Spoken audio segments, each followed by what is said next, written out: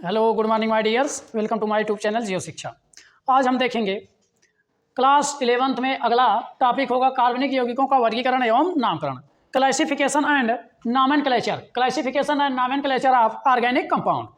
तो हम कार्बनिक यौगिकों का वर्गीकरण और नामकरण के बारे में आज हम अध्ययन करेंगे कि कैसे इनका अध्ययन किया गया, क्यों अध्ययन किया गया, क्यों वर्गीकरण किया गया, क्यों नामकरण करने की आवश्यकता पड़ी, तो इनके बारे में हम चर्चा करेंगे।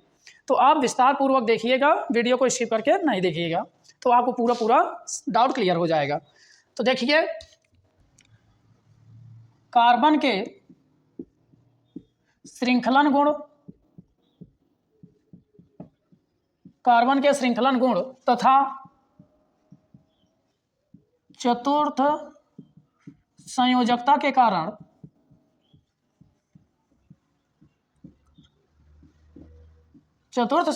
कारण इसके यौगिकों की संख्या,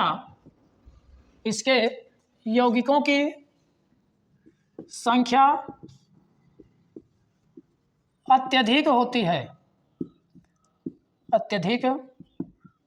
होती है, जिनका सरलतापूर्वक अध्ययन करने के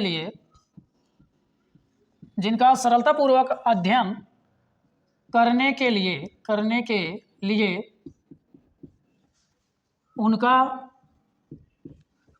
वर्गीकरण तथा नामकरण करने की आवश्यकता पड़ी, जो निम्न प्रकार हैं। देखिए, जो कार्बन है, कार्बन की श्रृंखला और चतुर्थ संयोजकता होने के कारण जो इनकी संयोजकता, कार्बन की संयोजकता कितनी होती है? 4 होती है। अभी हमने इसके जस्ट अगले वाले वीडियो में चर्चा की थी कि कार्बन की श्रृंखलन और चतुर्थ संयोजकता के होने के कारण यौगिकों की संरचना जो होती है जटिल होती है, इनकी संरचना जटिल होती है और इनकी संख्या लगभग 90% होती है। तो इनका सरलतापूर्वक अध्ययन करने के लिए इनके यौगिकों को क्या किया गया?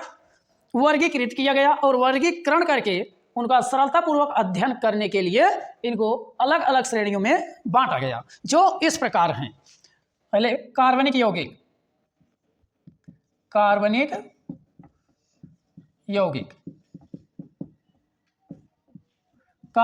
2 प्रकार के होते हैं। तो ये कार्बनिक यौगिक जो होते हैं ये 2 प्रकार के होते हैं। कार्बनिक यौगिक जो होते हैं, तो ये कार्बनिक यौगिक जो हैं ये 2 प्रकार के होते हैं। पहला, खुली या विवृत श्रृंखला यौगिक या अचक्रीय या एलिफैटिक यौगिक। इसको खुली श्रृंखला यौगिक कहते हैं, या विवृत श्रृंखला यौगिक, या फिर अचक्रीय या एलिफैटिक यौगिक कहते हैं। और ये 2 प्रकार के होते हैं, हाइड्रोकार्बन और एक हाइड्रोकार्बन व्युत्पन्न, यानी कि एक जो हाइड्रोजन और कार्बन से बनते हैं, और अगला जो होता है हाइड्रोजन और कार्बन के अतिरिक्त कोई अन्य परमाणु उसमें उपस्थित हो जाता है, तो उसको हाइड्रोकार्बन व्युत्पन्न बोला जाता है। हाइड्रोकार्बन 2 प्रकार के होते हैं रिएगेन, एक संतृप्त हाइड्रोकार्बन, दूसरा असंतृप्त हाइड्रोकार्बन।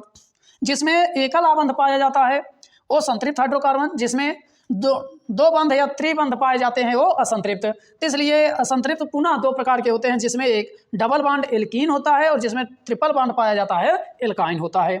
ये फिर अगला है दूसरा प्रकार इसका, बंध या समवृत्त श्रृंखला यौगिक या फिर चक्रीय यौगिक। ये 2 प्रकार के होते हैं, एक समचक्रीय होता है और एक विषम चक्रीय। समचक्रीय में सभी स्थान पर कार्बन पाए जाते हैं, इसमें केवल सभी स्थान पर कार्बन पाए जाते हैं, उसे समचक्रीय। इसमें कार्बन के अतिरिक्त अन्य परमाणु भी उपस्थित होते हैं, इसलिए इसको विषम चक्रीय बोला जाता है। तो समचक्रीय पुनः 2 प्रकार के होते हैं, एक एलिसाइक्लिक जो खुली श्रृंखला यौगिक की भांति कुछ व्यवहार प्रदर्शित करता है, इसको एलिसाइक्लिक, और एरोमेटिक जो बेंजीन की भांति व्यवहार करता है उसको एरोमेटिक कहते हैं। और एरोमेटिक भी 2 प्रकार के होते हैं, एक बेंजीनाइड और एक नॉन बेंजीनाइड, जो बेंजीन से मिलजुल कर रहते हैं और एक बेंजीन से कुछ अलग होकर रहते हैं। तो ये है, तो आई होप आप समझ गए होंगे। तो अब आप इसका स्क्रीनशॉट ले लीजिए, इसके बाद हम आगे चलते हैं। तो अब हम अगला पॉइंट देखेंगे, खुली श्रृंखला या समृद्ध श्रृंखला यौगिक, और इसका नाम हम पहले बता चुके हैं कि एलिसाइक्लिक या फिर अचक्रीय यौगिक भी होता है। तो देखिए खुली श्रृंखला यौगिक क्या होता है।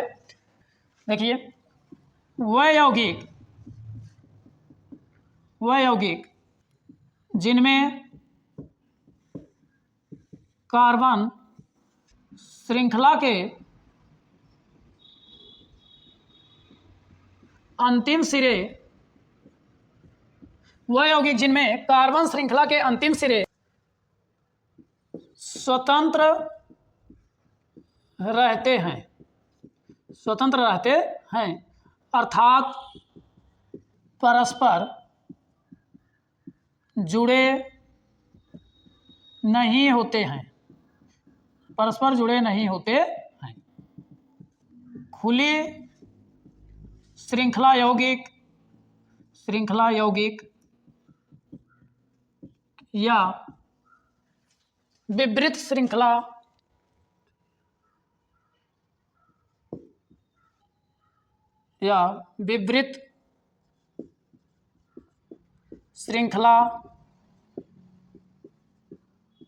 यौगिक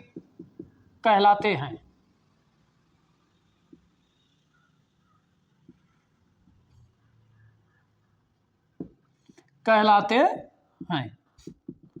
तो वह यौगिक जिनमें कार्बन के अंतिम सिरे, जो कार्बन की श्रृंखला बनती है, चेन बनती है, उसके अंतिम सिरे, दोनों सिरे आपस में जुड़े नहीं होते हैं, यानी जुड़कर बंद पथ का निर्माण नहीं करते हैं, उसको हम क्या कहते हैं? उसी को हम खुली श्रृंखला यौगिक या विवृत श्रृंखला यौगिक कहते हैं। ये श्रृंखला शाखित व अशाखित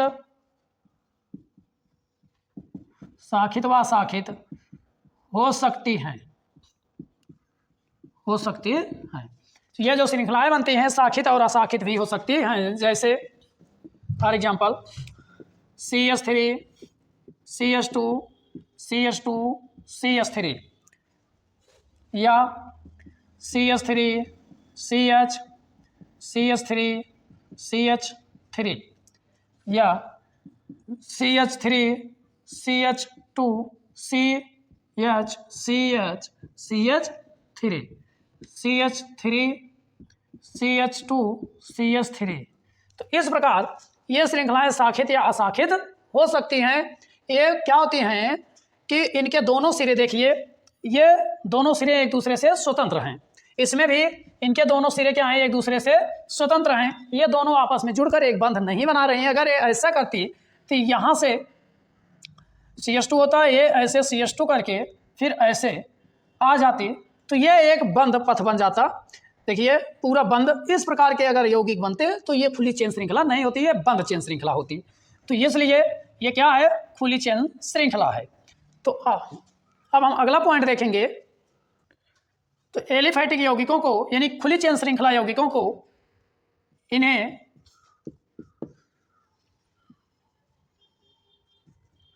पुनः दो वर्गों में विभाजित किया गया है।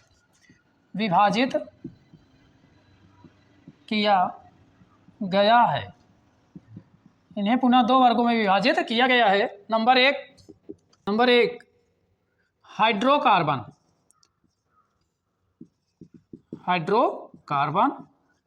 यौगिक। तो इन यौगिकों को पुनः क्या किया गया है? दो वर्गों में विभाजित किया गया है। नंबर एक हाइड्रोकार्बन यौगिक, दूसरा क्या था? हाइड्रोकार्बन व्युत्पन्न। तो हाइड्रोकार्बन क्या होता है? देखिए हाइड्रो मतलब हाइड्रोजन और कार्बन यानी C, यानी कि वह यौगिक जो हाइड्रोजन और कार्बन, केवल हाइड्रोजन और कार्बन के संयोग से बनते हैं, उसे हाइड्रोकार्बन यौगिक कहते हैं। वह यौगिक जो केवल कार्बन तथा हाइड्रोजन द्वारा निर्मित होते हैं वह हाइड्रोकार्बन यौगिक कहलाते हैं। कार्बन यौगिक कहलाते हैं, हाइड्रोकार्बन यौगिक कहलाते हैं। तो वह यौगिक जो केवल कार्बन और हाइड्रोजन के द्वारा निर्मित होते हैं, हाइड्रोजन और कार्बन के द्वारा निर्मित होते हैं, उसे हाइड्रोकार्बन यौगिक कहते हैं। जैसे for example CH4 methane, CH4 methane, C2H6 ethane, C2H4 ethene, ethene कहो चाहे इसे एथिलीन ना, एसिटिलीन, C2H2 एसिटिलीन,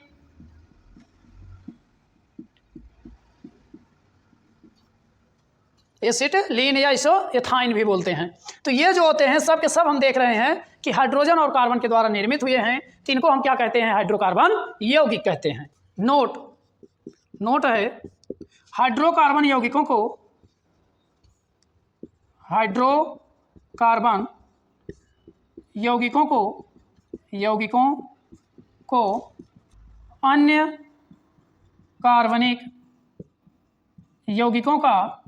अन्य कार्बनिक यौगिकों का जनक माना जाता है।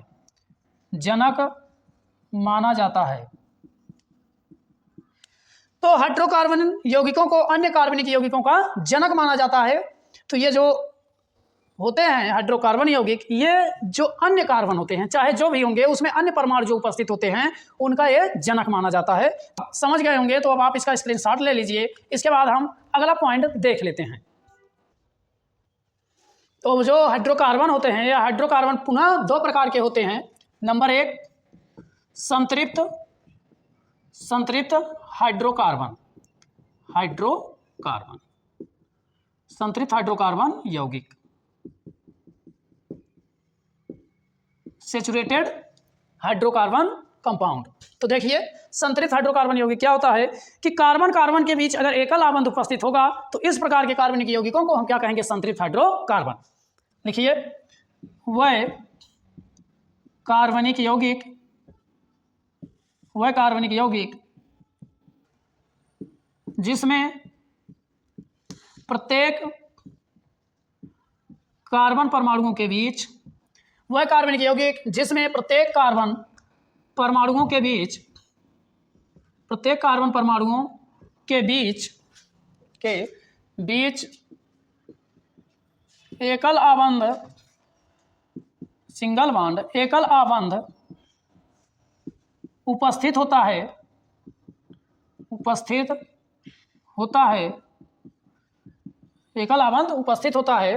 संतृप्त हाइड्रोकार्बन कहलाता है। संतृप्त हाइड्रोकार्बन कहलाता है। तो जिसमें प्रत्येक कार्बन परमाणुओं के बीच एकल आबंध उपस्थित होगा उसे हम क्या कहेंगे? संतृप्त हाइड्रोकार्बन यौगिक कहेंगे। इसे एल्केन भी कहते हैं। इसका सामान्य सूत्र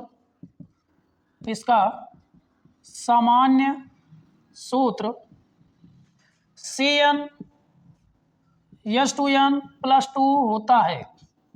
CnH2n+2 होता है, जहां n बराबर 1, 2, 3 एंड सो ऑन पूर्णांक है। तो इसका सामान्य सूत्र जो होता है वो CnH2n+2 होता है, और जहां n क्या हो, ये प्राकृतिक संख्याएं पूर्णांक हैं, 1, 2, 3, 4 एंड सो ऑन, तो ये पूर्णांक संख्या होता है। तो एग्जाम्पल से हम समझ लेते हैं। जैसे सूत्र दिया है CnH2n+2 और n बराबर क्या है? 1, 2, 3, 4 इसी प्रकार रखते जाएंगे। तो यदि n बराबर 1 हो, तो यदि हम n बराबर 1 रखें तो हमको क्या मान मिलेगा? तब देखिए सूत्र से n जहाँ है वहाँ हम क्या रखेंगे? 1, फिर h जहाँ 2 गुणे 1 n के स्थान पर 1 + 2, तो बनेगा क्या? C1 का मतलब कुछ नहीं, तो H2 2 1 के 2 + 2, तो हो जाएगा CH4, और CH4 को कहते हैं मेथेन। क्या कहते हैं? मेथेन। इसी प्रकार n बराबर, यदि n बराबर 2 हो, जब n बराबर 2 हो तब क्या होगा, C जहाँ n है वहाँ 2 रखेंगे, फिर H 2 गुणे n के स्थान पर 2 प्लस 2, तो क्या होगा C2 H 2 दूना 4 प्लस 2, तो C2 4 2 6 H 6, और क्या हो जाएगा, इसको हम कहते हैं एथेन, 2 कार्बन को एथेन। इसकी संरचना क्या होगी, संरचना 1 कार्बन है और 4 हाइड्रोजन, तो ये इसकी संरचना है। और इसकी संरचना क्या है, संरचना 2 क्या है, कार्बन है और एल्केन है, संतृप्त एकल आबंध है, तो एकल आबंध लगाएंगे, बाकी इसकी संयोजकता पूरी कर देंगे, 1 2 3 4 5 और 6, तो ये इसकी संरचना बन गई, 2 कार्बन 6 हाइड्रोजन। इसी प्रकार और सारे उदाहरण हैं, जैसे C3H8 प्रोपेन हो गया, प्रोपेन संरचना देखेंगे इसकी, तो 3 कार्बन करेंगे और बाकी इसकी संयोजकता पूरी कर देंगे तो हमको संरचना मिल जाएगी, तो ये होता है क्या, प्रोपेन, और ये प्रोपेन की संरचना है। ऐसे C5H12 पेंटेन और C4H10 ब्यूटेन। तो इसी प्रकार आप 10 तक कर ले जाएंगे, डेकेन तक, तो वो आपके लिए इसके आगे का होमवर्क रहेगा, 10 तक करना है, C10 तक 10 तक करेंगे, उसका नाम लिखेंगे, आपके लिए होमवर्क रहेगा। बस अब आज यहीं तक, अगला पॉइंट हम अगले दिन देखेंगे असंतृप्त को। तो आई होप आप समझ गए होंगे, तो अब आप इसका स्क्रीनशॉट ले लीजिए, इसके बाद हम मिलते हैं नेक्स्ट वीडियो में। Thank you for watching this video.